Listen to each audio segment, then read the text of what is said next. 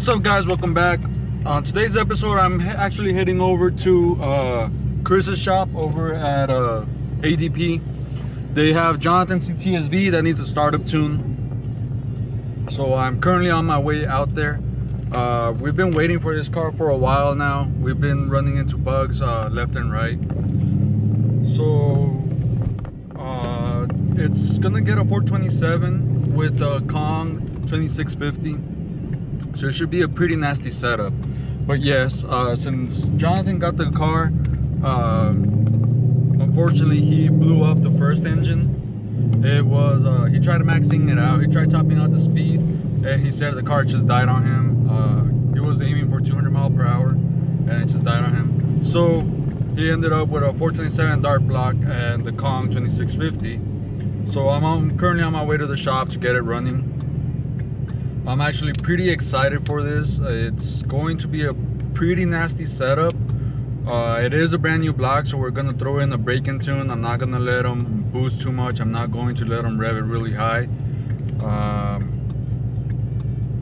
So I'm pretty sure he's gonna break that engine in within a matter of days. So I should have it back pretty soon to the dyno it. But as of right now, we are on a very limited fuel system.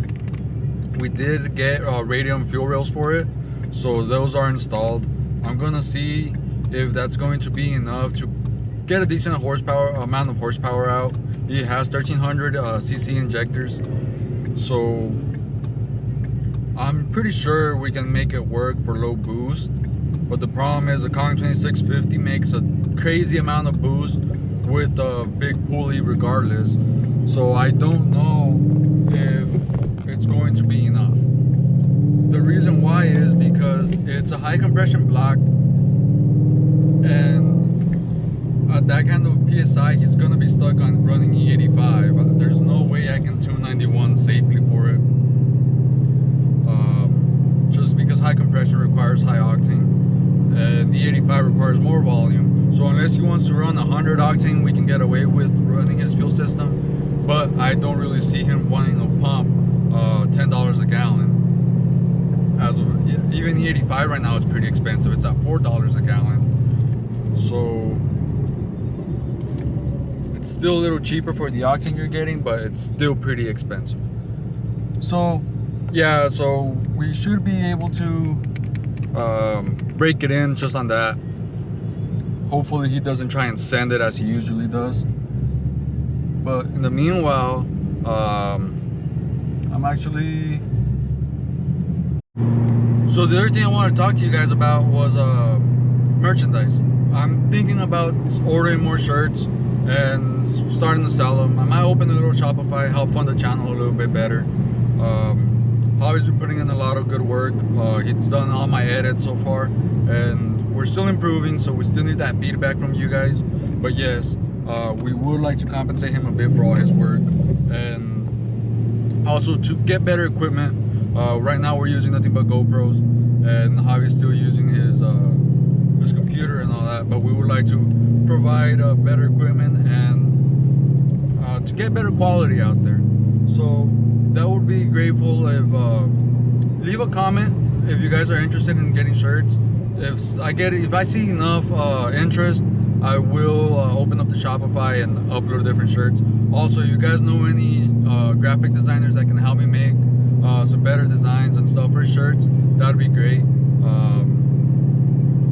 Yeah, so I think that's about it. All I have for today until I get to the Cadillac. In the meanwhile, I'll see you in a bit. Alright guys, I just pulled up to ADP. Let's go take a look at this car. I'm pretty excited to it. Hopefully it doesn't give me too many headaches just right now. So if you guys don't know who ADP is, they are an automotive and diesel performance. That's what their name stands for. But they are one of the very few shops that I trust working on my cars. So I actually enjoy working with them. Most of the cars don't give me any problems, so let's hope this one's the same way. Let's go take a look at it. Alright guys, so I'm here at ADP now. Finally got inside the car. I'm going to currently flash another base soon because the one we had previously done didn't run right. So what happened is we had mismatched push rods. Apparently Comcam sent him a complete messed up set of push rods. So obviously the airflow is a lot different now with the correct push rods, the right lifters. So I have to redo everything. But I actually finally got the right data for the injectors from FIC. So I'm gonna head and type that in, flash it, and hopefully it runs a lot better now that we have everything proper. So I'll keep you guys updated. Alright guys, I finally got it running. Battery was completely dead. I'm still having issues with fuel. It's showing me that it's running extremely lean, and I've already added a ton of fuel. So I'm going to keep messing with it, see what exactly is going on. But it runs. We have good oil pressure this time. We have good fuel pressure, obviously. We have a ton of injector. So I'm gonna keep messing with it, see what we can figure out. But other than that, she sounds pretty healthy. Cam is loping hard, but yeah, I still have lean fuel trims, so that's my next thing to look into. All right guys, so finally got the V running. It starts up on the second try. Still have to work up on the startup a bit, but it is driving now, and doesn't die. It's running pretty good. I have some slight hiccups right around 2 grand.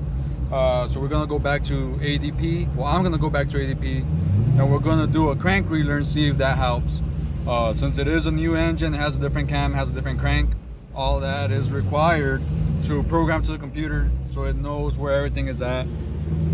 So I'm hoping that solves most of my problems at that RPM.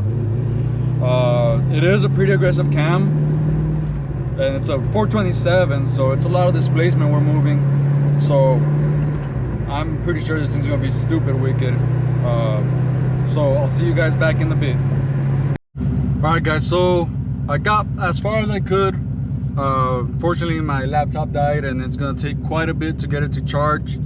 It's getting too hot, so it was overheating and it was overrunning the fans and all that. So it really drains the battery on the laptop quick. So I'm on my way back to the shop. I drove the car around, as you guys saw. It felt pretty good. All I can really think of is the O2s are going bad.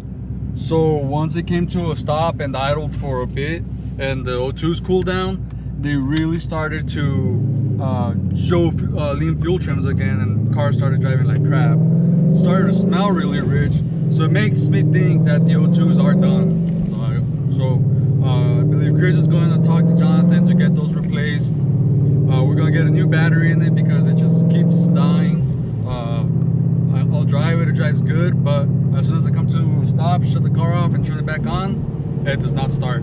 So yeah, battery definitely has to be replaced, as it can cause a lot of problems, especially with fueling, as the pumps, the injectors, all of that requires electrical voltage.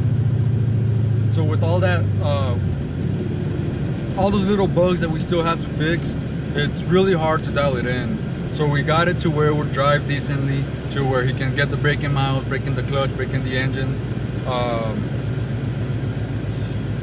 Yeah, so I believe they're gonna see if they can get a battery in today. I don't know about the O2s. If anything, I'll tune in an open loop, have him take care of that, and hopefully it'll be ready to dyno tune next week.